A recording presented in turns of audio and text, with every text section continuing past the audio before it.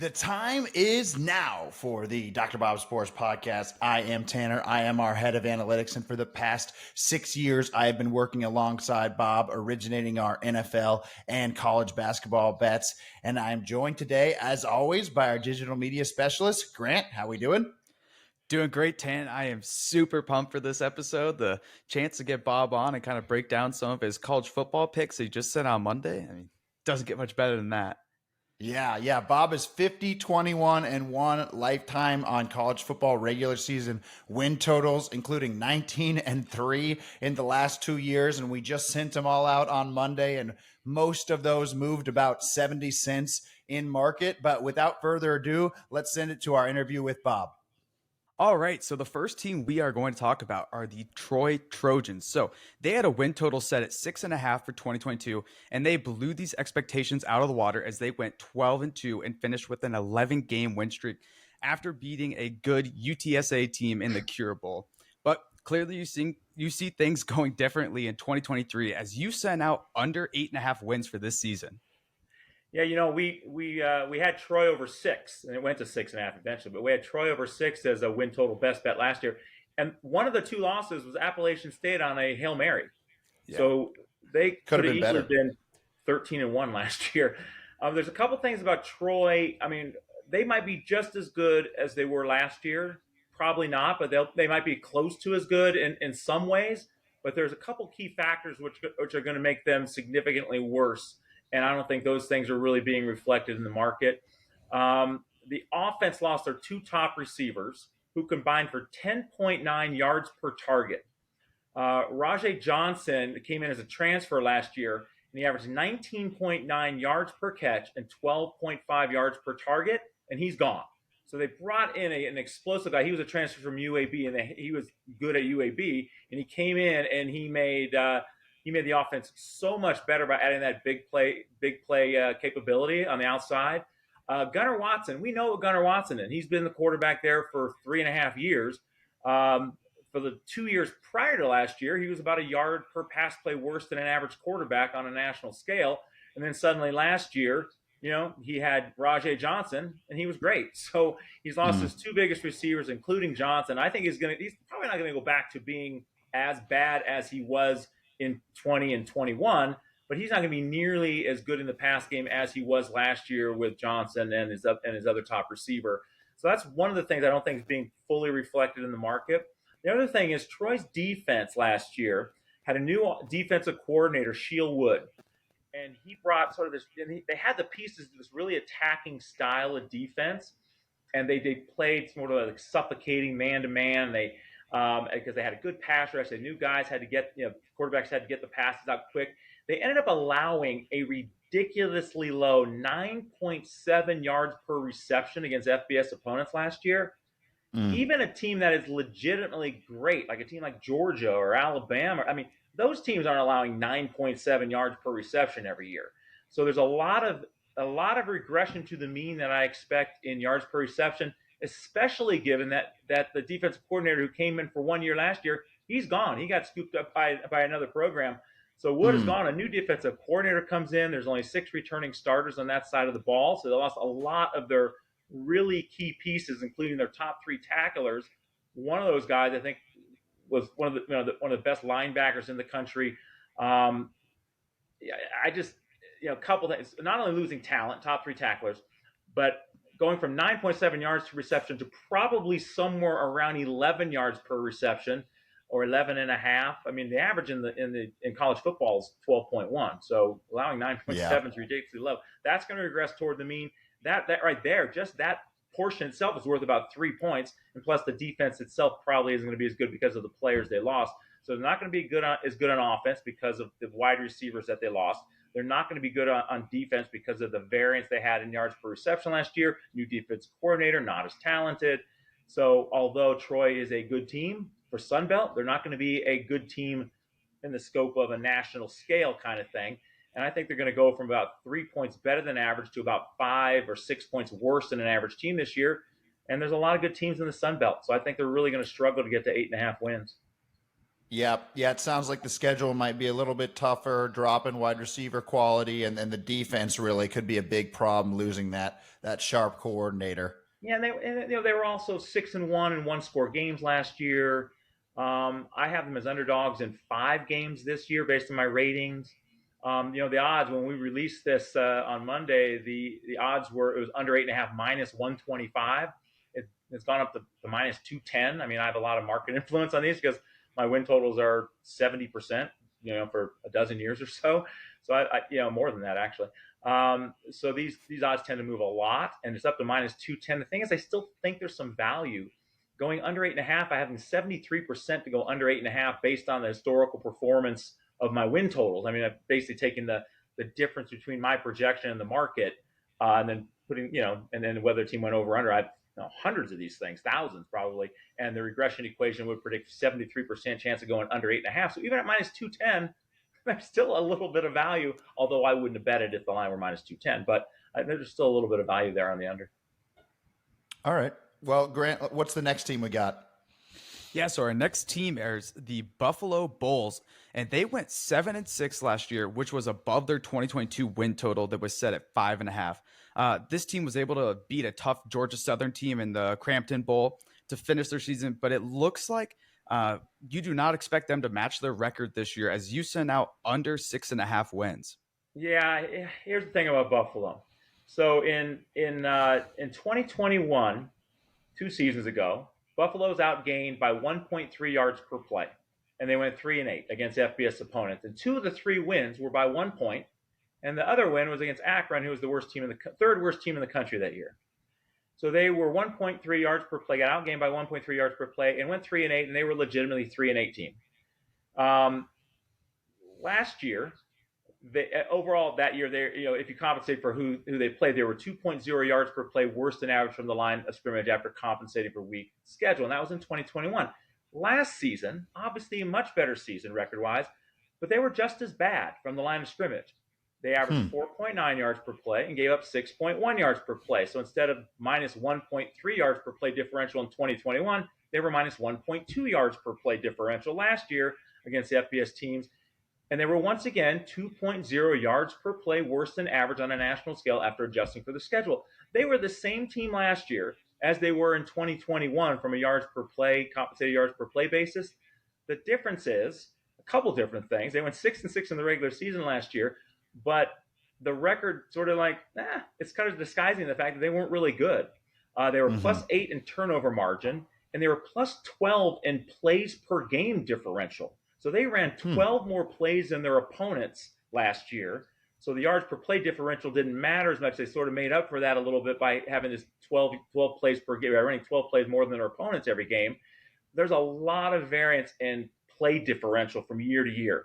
So a team that went plus 12 plays differential last year, probably not going to be so this year. I mean, they were outgained by 1.2 yards per play, as I noted, and they were plus 4.1% in third down conversion differential. That doesn't add up. I mean, that's completely random in my opinion. They converted 11 extra fourth downs than their opponents on 11 extra attempts. There's some variance in there as well. So basically, a team they're not going to be plus 12 yards per play, in play differential this year because they're not going to be as good in third down differential. They're probably going to be negative as they should have been last year, and they're probably not going to be as lucky in fourth downs. So this is a team that's going to drop down to closer to even in play differential, and they're still going to be bad. I mean, I have them slightly better than they were last year, but they're not going to be as lucky. So I just think they go back to being this 4-win team. Yeah, it sounds like they've been pretty much the same team 3 years in a row, but people are getting fooled because, they went above 500 last year after the win in the bowl game. Yeah, and it's just a lot of luck, and they're just as bad from the line of scrimmage as the year before when they were terrible. They had some positive variance in their favor last year, and that's unlikely to repeat itself this year. So I went under 6.5 wins, minus 147. That odds is up to over 200 now, over minus 2-1. So I wouldn't be playing it at that number, but it's still Buffalo's not likely to be as good as people think they will be. All right, Grant, fire up the next team, my alma mater. Oh gosh. I don't like talking about this one, but our next team up is the Kansas Jayhawks. So their 2022 win total was set at a whopping 2.5 wins, which they were able to clear by week 5 as they started 5-0, and then they would finish 6-7 as they got beat up pretty bad in Big 12 play. But the season was a success as they made their first bowl game since 2008. Their 2023 win total was set at 6, and you seem to think that they're going to be able to maintain the success as you sent out over 6 wins for them in 2023. Yeah, I think we should just skip right over Kansas, and talk about the next team. Perfect. No. Tell the people why we're going to be amazing this year. For Tanner's sake, we'll talk about Kansas.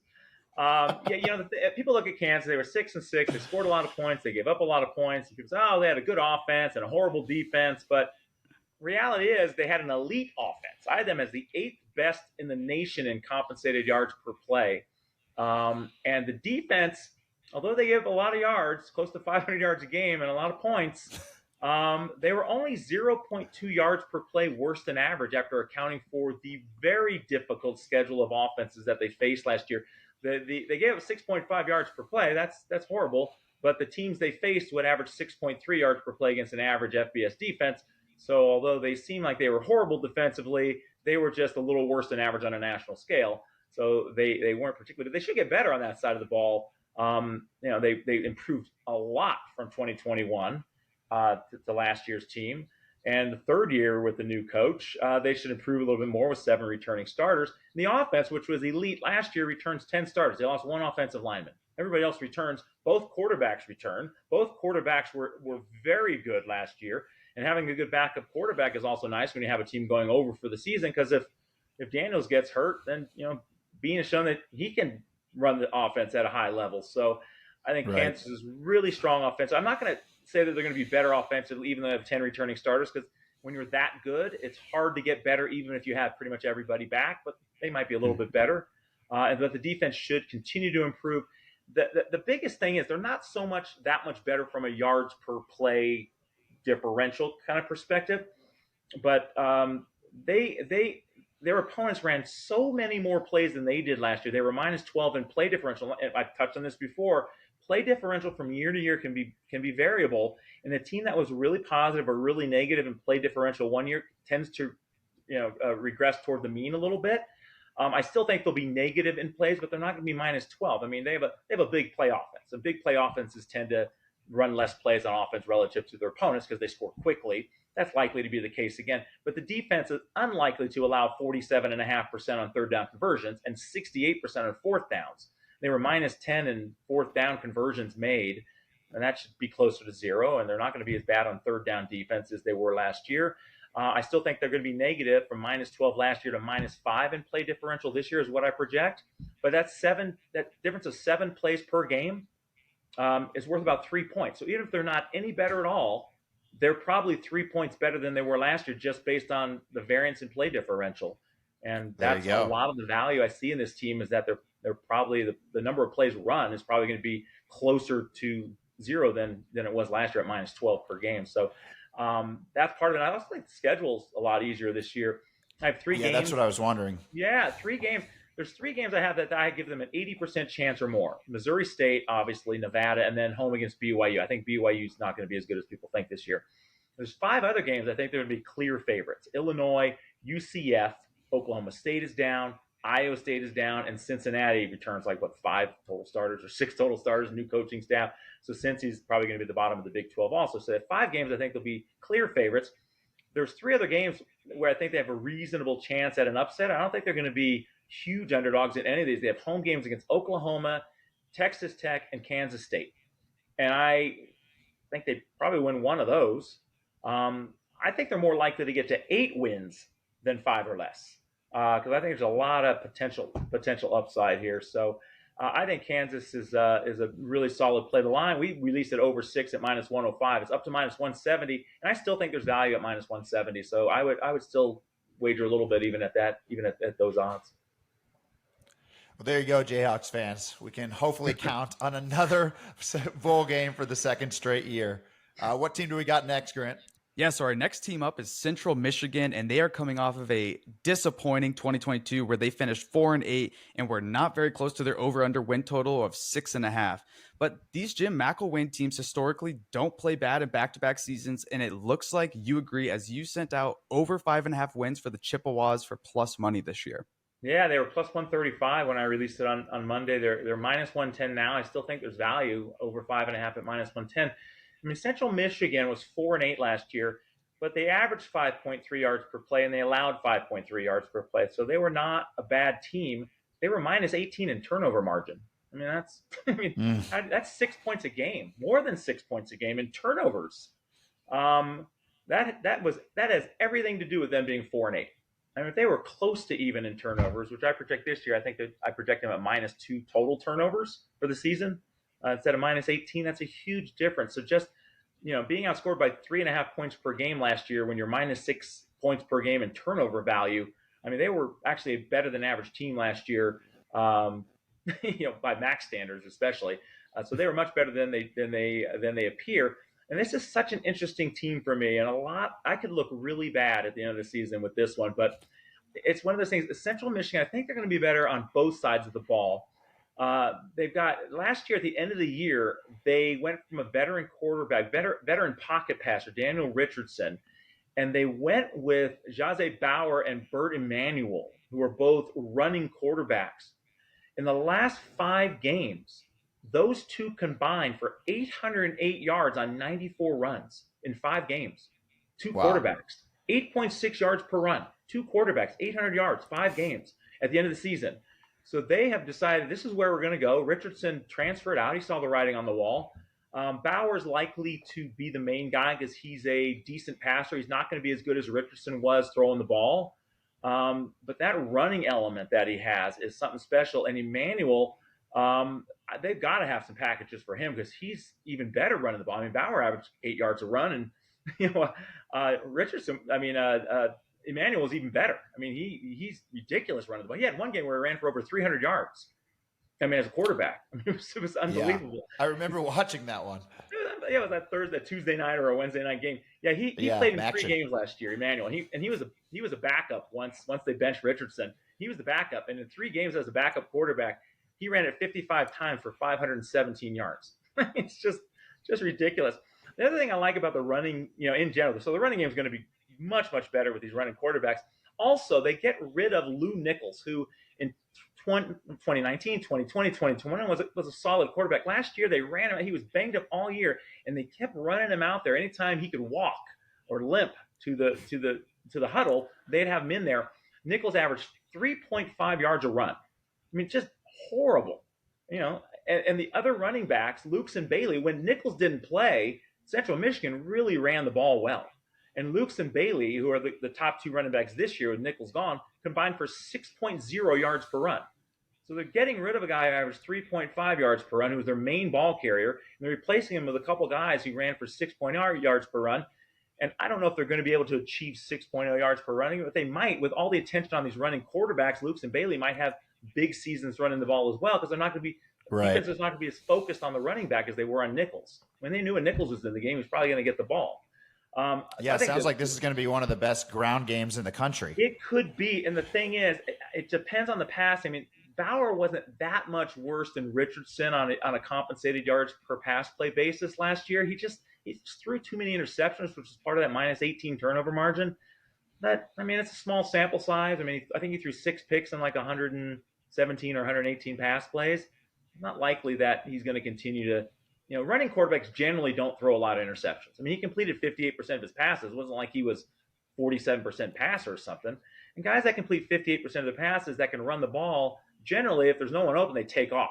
So usually running quarterbacks do not throw as many interceptions as a pocket passer. So, I mean, that's the thing. I mean, it all comes down to turnovers. If they're not minus 18 turnover margin last year, they would have been 7-5 instead of 4-8. So what do we think about that defense? About the same as last year, or? Yeah, well, I think they're better. They have 9 returning starters. They had just 4 returning starters last year. So they should be better. And McElwain, as a head coach in his first 3 seasons, I mean, he's been a good head coach in other places, but in his first 3 seasons at Central Michigan, he was 20-13.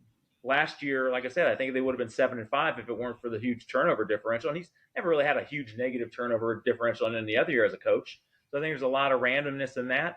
I project them, for just over 6 wins, and we were over 5.5 getting 135. Now it's 5.5 minus 110. I still think there's a little bit of value in that.